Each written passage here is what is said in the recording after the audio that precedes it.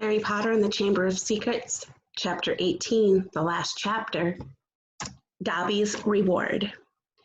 For a moment, there was silence as Harry, Ron, Ginny, and Lockhart stood in the doorway, covered in muck and slime, and, in Harry's case, blood. Then there was a scream. Ginny! It was Mrs. Weasley, who had been sitting crying in front of the fire. She leapt to her feet, closely followed by Mr. Weasley, and both of them flung themselves on their daughter. Harry, however, was looking past them. Professor Dumbledore was standing by the mantelpiece, beaming, next to Professor McGonagall, who was taking great steadying gasps, clutching her chest. Fawkes went whooshing past Harry's ear and settled on Dumbledore's shoulder, just as Harry found himself and Ron being swept into Mrs. Weasley's tight embrace. You saved her, you saved her. How did you do it? I think we all would like to know that, said Professor McGonagall weakly. Mrs. Weasley let go of Harry, who hesitated for a moment, then walked over to the desk and laid upon it the sorting hat, the ruby-encrusted sword, and what remained of Riddle's diary. Then he started telling them everything. For nearly a quarter of an hour, he spoke into the rapt silence. He told them about hearing the disembodied voice, how Hermione had finally realized he was hearing a basilisk in the pipes, how he and Ron had followed the spiders into the forest, that Aragog had told them where the last victim of the basilisk had died, and how he had guessed that Moaning Myrtle had been the victim, and that the entrance of the Chamber of Secrets might be in her bathroom. Very well, Professor McGonagall prompted him as he paused. So you found out where the entrance was, breaking 100 school rules into pieces along the way. I might add, but how on earth did you get all out of there alive, Potter? So Harry, his voice now growing hoarse from all of this talking, told them about Fawkes' timely arrival and about the sorting hat giving him the sword. And then he faltered. He had so far avoided mentioning Riddle's diary or Ginny. She was standing with her head against Mrs. Weasley's shoulder, and tears were still coursing silently down her cheeks. What if they expelled her, Harry thought in panic. Riddle's diary didn't work anymore. How could they prove it had been he who had made her do it all? Instinctively, Harry looked at Dumbledore, who smiled faintly, the firelight glancing off of his half-moon spectacles. What interests me most, said Dumbledore gently, is how Lord Voldemort managed to enchant Ginny, when my sources tell me he is currently hiding in the forests of Albania. Relief, warm, sweeping, grievous relief, glorious relief, swept over Harry. Well, what's that? Said Mr. Weasley in a stunned voice. You know who enchanted Ginny? But Ginny hasn't been, has she? It was his diary, said Harry quickly, picking it up and showing it to Dumbledore. Riddle rolled in it when he was 16. Dumbledore took the diary from Harry and peered keenly down his long, crooked nose at its burnt and soggy pages. Brilliant, he said softly. Of course he was probably the most brilliant student Hogwarts has ever seen. He turned around to the Weasleys, who were looking utterly bewildered. Very few people know that Lord Voldemort was once called Tom Riddle. I taught him myself 50 years ago at Hogwarts. He disappeared after leaving the school, traveled far and wide, sank so deeply into the dark arts, consorted with the very worst of our kind, underwent so many dangerous magical transformations, that when he resurfaced as Lord Voldemort, he was barely recognizable. Hardly anyone connected Lord Voldemort with this clever, handsome boy who was once head boy here. But Ginny, said Mrs. Weasley, what's our Ginny got to do with him? His diary, Ginny sobbed. I've been writing in it, and he's been writing back all year. Ginny, said Mr. Weasley, flabbergasted, haven't I taught you anything? What have I always told you? Never trust anything that can think for itself if you can't see where it keeps its brain. Why didn't you show the diary to me or your mother? A suspicious object like that? It was clearly full of dark magic. I didn't know, sobbed Ginny. I found it inside of one of books Mom got me. I thought someone had just left it in there and forgotten about it. Mrs. Weasley should go up to the hospital ring right away. Dumbledore interrupted in a firm voice. This has been a terrible ordeal for her. There will be no punishment. Older and wiser wizards than she have been hoodwinked by Lord Voldemort. He strode over to the door and opened it. Bed rest and perhaps a large steaming mug of hot chocolate. I always find that cheers me up. He added, twinkling kindly down at her. You will find that Madame Pomfrey is still awake. She's giving out mandrake juice. I dare say the basilisk venom will be waking up any moment. So Hermione's okay, said Ron brightly. There has been no lasting harm done, Jenny, said Dumbledore. Mrs. Weasley let Jenny out, and Mr. Weasley followed, still looking deeply shaken. You know, Minerva, Professor Dumbledore said thoughtfully to Professor McGonagall, I think all this merits a good feast. Might I ask you to go and alert the kitchen? Right, said Professor McGonagall crisply, also moving to the door. I'll leave you to deal with Potter and Weasley, shall I? Certainly, said Dumbledore. She left, and Harry and Ron gazed uncertainly at Dumbledore, what exactly had Professor McGonagall meant, deal with them? Surely they weren't about to be punished. I seem to remember telling you both that I would have to expel you if you broke any more school rules, said Dumbledore. Ron opened his mouth in horror, which goes to show that the best of us must sometimes eat our words, Dumbledore went on, smiling. You will both receive special awards for services to the school, and let me see, yes, I think 200 points apiece for Gryffindor. Ron went brightly pink as Lockhart's Valentine flowers and closed his mouth again. But one of us seems to be keeping mightily quiet about his part in this dangerous adventure, Dumbledore added. Why so modest, Gilderoy? Harry gave a start. He had completely forgotten about Lockhart. He turned and saw that Lockhart was standing in a corner of the room, still wearing his vague smile. When Dumbledore addressed him, Lockhart looked over his shoulder to see who he was talking to. Professor Dumbledore, Ron said quickly. There was an accident down in the Chamber of Secrets. Professor Lockhart. Am I a professor? Said Lockhart in mild surprise. Goodness, I expect I was hopeless, was I? He tried to do a memory charm, and the wand backfired, Ron explained quietly to Dumbledore. Dear me, said Dumbledore, shaking his head, his long silver mustache quivering. Impaled upon your own sword, Gilderoy? Sword? Said Lockhart dimly. Haven't got a sword. That boy has, though, he pointed at Harry. He'll lend you one. Would you mind taking Professor Lockhart up to the infirmary too? Dumbledore said to Ron. I'd like a few words with Harry. Lockhart ambled out. Ron cast a curious look back at Dumbledore and Harry as he closed the door.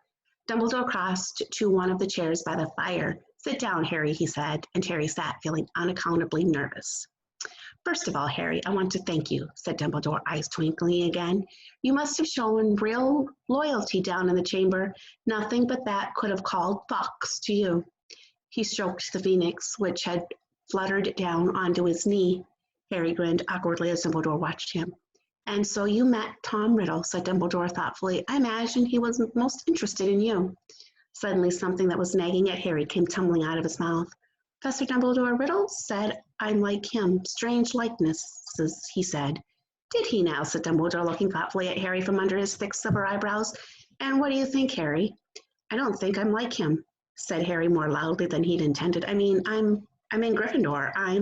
But he fell silent, a lurking doubt resurfacing in his mind.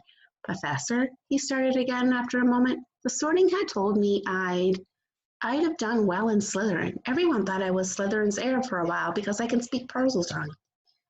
You can speak Parseltongue, Harry, said Dumbledore calmly, because Lord Voldemort, who is the last remaining descendant of Salazar Slytherin, can speak Parseltongue. Unless I'm mistaken, he transferred some of his own powers to you the night he gave you that scar. Not something he intended to do, I'm sure. Voldemort put a bit of himself in me, said Harry, thunderstruck. It certainly seems so.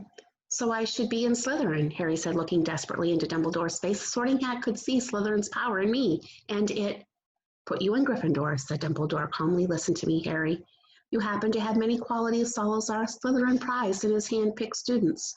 His own very rare gift, Parseltongue, resourcefulness, determination, a certain disregard for rules, he added, his mustache quivering again. Yet the Sorting Hat placed you in Gryffindor. You know why that was. Think.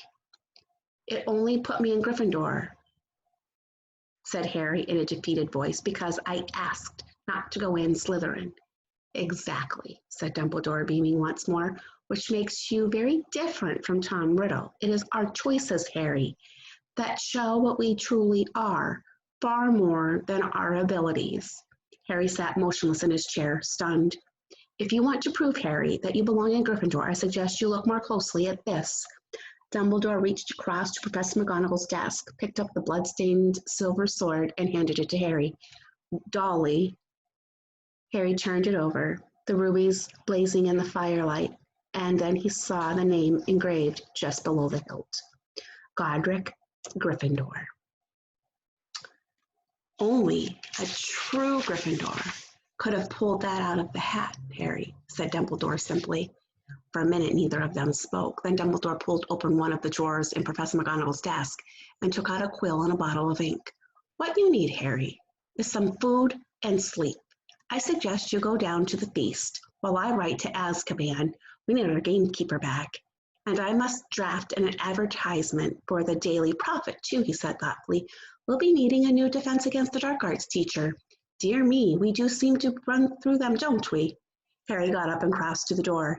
He had just reached for the handle, however, when the door burst open so violently that it bounced back off the wall. Lucius Malfoy stood there, fury in his face, and cowering behind his legs, heavily wrapped in bandages, was Dobby. Good evening, Lucius, said Dumbledore pleasantly. Mr. Malfoy almost knocked Harry over as he swept into the room. Dobby was scurrying in after him, crouching at the hem of his cloak, a look of abject terror on his face. The elf was carrying a stained rag with which he was attempting to finish cleaning Mr. Malfoy's shoes. Apparently, Mr. Malfoy had set out in a great hurry, for not only were his shoes half polished, but his usually sleek hair was disheveled. Ignoring the elf bobbing apologetically around his ankles, he fixed his cold eyes upon Dumbledore. So, he said, you've come back. The governor suspended you, but you still saw fit to return to Hogwarts.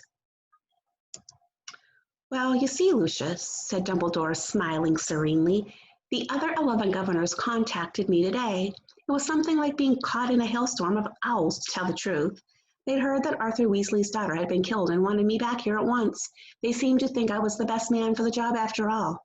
Very strange tales they told me, too. Several of them seemed to think that you had threatened to curse their families if they didn't agree to suspend me in the first place. Mr. Malfoy went even paler than usual, but his eyes were still slits of fury.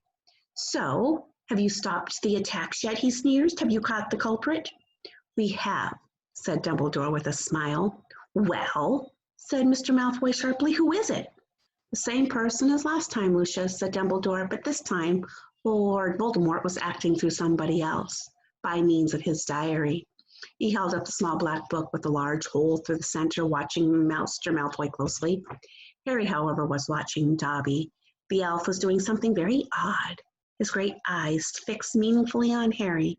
He kept pointing at the diary, and then at Mr. Malfoy, and then hitting himself hard on the head with his fist. I see, said Mr. Malfoy slowly to Dumbledore. A clever plan, said Dumbledore in a level voice, still staring Mr. Malfoy in the eye. Because if Harry here, Mr. Malfoy shot Harry a swift, sharp look, he and his friend Ron hadn't discovered this book, why, Ginny Weasley might have taken all the blame. No one would ever have been able to prove she hadn't acted out of her own free will. Mr. Malfoy said nothing. His face was suddenly mask-like. And imagine, Dumbledore went on, what might have happened then? The Weasleys are one of our most prominent pure-blood families. Imagine the effect on Arthur Weasley and his Muggle Protection Act. If his own daughter was discovered attacking and killing Muggle-borns, very fortunate the diary was discovered and Riddle's memories wiped from it. Who knows what the consequences might have been otherwise? Mr. Malfoy forced himself to speak. Very fortunate, he said stiffly. And still, behind his back, Dobby was pointing first to the diary, then to Lucius Malfoy, then punching himself in the head. And Harry suddenly understood. He nodded at Dobby, and Dobby backed into a corner, now twisting his ears in punishment. Don't you know how Ginny got hold of that diary, Mr. Malfoy? Said Harry. Lucius Malfoy rounded on him.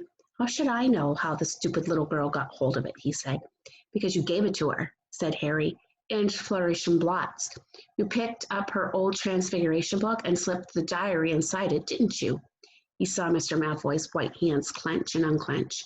"Prove it," he said. "Oh, no one will be able to do that," said Dumbledore, smiling at Harry, "not now that Riddle has vanished from the book. On the other hand, I would advise you, Lucius, not to go giving out any more of Lord Voldemort old school things. If any more of them find their way into innocent hands, I think Arthur Weasley, for one, will make sure they are traced back to you." Lucius Malfoy stood for a moment, and Harry distinctly saw his right hand twitch as though he was longing to reach for his wand. Instead, he turned to his house elf. "We're going, Dobby." He wrenched open the door, and as the elf came hurrying up to him, kicked him right through it. They could hear Dobby squealing with pain all the way along the corridor. Harry stood for a moment, thinking hard, and then it came to him. "Professor Dumbledore," he said hurriedly, "can I give this diary back to Mr. Malfoy, please?" "Certainly, Harry," said Dumbledore calmly, "but hurry, the feast, remember." Harry grabbed the diary and dashed out of the office. He could hear Dobby's squeals of pain receding around the corner. Quickly, wondering if his plan could possibly work, Harry took off one of his shoes, pulled off his slimy, filthy sock, and stuffed the diary into it. Then he ran down the dark corridor. He caught up with them at the top of the stairs. "Mr. Malfoy," he gasped, skidding to a halt, "I've got something for you." And he forced the smelly sock into Lucius Malfoy's hand. "What the?" Mr. Malfoy ripped the sock off the diary, threw it aside, then looked furiously from the ruined book to Harry Potter. "You'll meet the same sticky end as your parents one of these days, Harry Potter," he said softly. "They were meddlesome fools, too." He turned to go. "Come, Dobby," I said, "come." But Dobby didn't move. He was heading up, holding up Harry's disgusting, slimy sock and looking at it as though it were a priceless treasure. "Master has given a sock," said the elf in wonderment. "Master gave it to Dobby." "What's that?" spat Mr. Malfoy. "What did you say?" "Got a sock," said Dobby in disbelief. "Master threw it, and Dobby caught it. And Dobby is free!" Lucius Malfoy stood frozen, staring at the elf, and then he lunged at Harry. "You've lost me, my servant boy?" But Dobby shouted, "You shall not harm Harry Potter." There was a loud bang, and Mr. Malfoy was thrown backward. He crashed down the stairs 3 at a time, landing in a crumpled heap on the landing below. He got up, his face livid, and pulled out his wand, but Dobby raised a long, threatening finger. "You shall go now," he said fiercely, pointing down at Mr. Malfoy. "You shall not touch Harry Potter. You shall go now." Lucius Malfoy had no choice. With the last incensed stare at the pair of them, he swung his cloak around him and hurried out of sight. "Harry Potter free, Dobby," said the elf shrilly, gasping up at Harry. Moonlit light from the nearest window reflected in his orb-like eyes. "Harry Potter, set Dobby free." "Least I could do, Dobby," said Harry, grinning. "Just promise never to try to save my life again." The elf's ugly brown face split suddenly into a wide, toothy smile. "I've just got one question, Dobby," said Harry as Dobby pulled on Harry's sock with a shaking hand. "You told me all this had nothing to do with he who must not be named, remember?" "Well, it was a clue, sir," said Dobby, his eyes widening as though this was obvious. "Was giving you a clue. The Dark Lord, before he changed his name, could be freely named, you see." "Right," said Harry weakly. "Well, I'd better go. There's a feast, and my friend Hermione should be awake by now." Dobby threw his arms around Harry's middle and hugged him. "Harry Potter is greater by far than Dobby knew," he sobbed. "Farewell, Harry Potter." And with a final loud crack, Dobby disappeared. Harry had been to several Hogwarts feasts, but never one quite like this. Everybody was in their pajamas, and their celebration lasted all night. Harry didn't know whether the last bit was Hermione running toward him screaming, you solved it," or Justin hurrying over from the Hufflepuff table to wring his hand and apologize endlessly for suspecting him, or Hagrid turning up at 3:30, cuffing Harry and Ron so hard on the shoulders that they were knocked into their plates of trifle, or his and Ron's 400 points for Gryffindor securing the House Cup for the 2nd year running, or Professor McGonagall standing up to tell them, that the exams had been canceled as a school treat. "Oh no," said Hermione, or Dumbledore announcing that unfortunately Professor Lockhart would be unable to return next year, owing to the fact that he needed to go away and get his memory back. Quite a few of the teachers joined in the cheering that greeted this news. "Shame," said Ron, helping himself to a jam donut. He was starting to grow on me. The rest of the final term passed in a haze of blazing sunshine. Hogwarts was back to normal with only a few small differences. Defense against the dark art classes were canceled, but we've had plenty of practice at that anyway, Ron told the disgruntled Hermione, and Lucius Malfoy had been sacked as the school governor. Draco was no longer strutting around the school as though he owned the place. On the contrary, he looked resentful and sulky. On the other hand, Ginny Weasley was perfectly happy again. Too soon, it was time for the journey home on the Hogwarts Express. Harry, Ron, and Hermione, Fred, George, and Ginny got a compartment to themselves. They made the most of the last few hours in which they were allowed to do magic before the holidays. They played exploding snaps set off of the very last of Fred and George's filibuster fireworks and practiced disarming each other by magic. Harry was getting very good at it. They were almost at King's Cross when Harry remembered something. Ginny, what did you see Percy doing that he didn't want you to tell anyone? Oh, that, said Ginny, giggling. Well, Percy's got a girlfriend. Fred dropped a stack of books on George's head. What? It's that Ravenclaw prefect, Penelope Clearwater, said Ginny. That's who he was writing to all last summer. He's been meeting her all over the school in secret. I walked in on them kissing in an empty classroom one day. He was so upset when she was, attacked. You won't tease him, will you? She added anxiously. Wouldn't dream of it, said Fred, who was looking like his birthday had come early. Definitely not, said George, sniggering. The Hogwarts Express slowed and finally stopped. Harry pulled out his quill and a bit of parchment and turned to Ron and Hermione. This is called a telephone number, he told Ron, scribbling it twice, tearing the parchment in two and handing it to them. I told your dad how to use the telephone last summer. He'll know. Call me at the Dursleys, okay? I can't stand another 2 months with only Dudley to talk to. Your aunt and uncle will be proud, though, won't they? Said Hermione as they got off the train and joined the crowd thronging toward the enchanted barrier. When they hear what you did this year? Proud, said Harry. Are you crazy? All those times I could have died and I didn't manage it? They'll be furious. And together they walked back through the gateway to the Muggle world.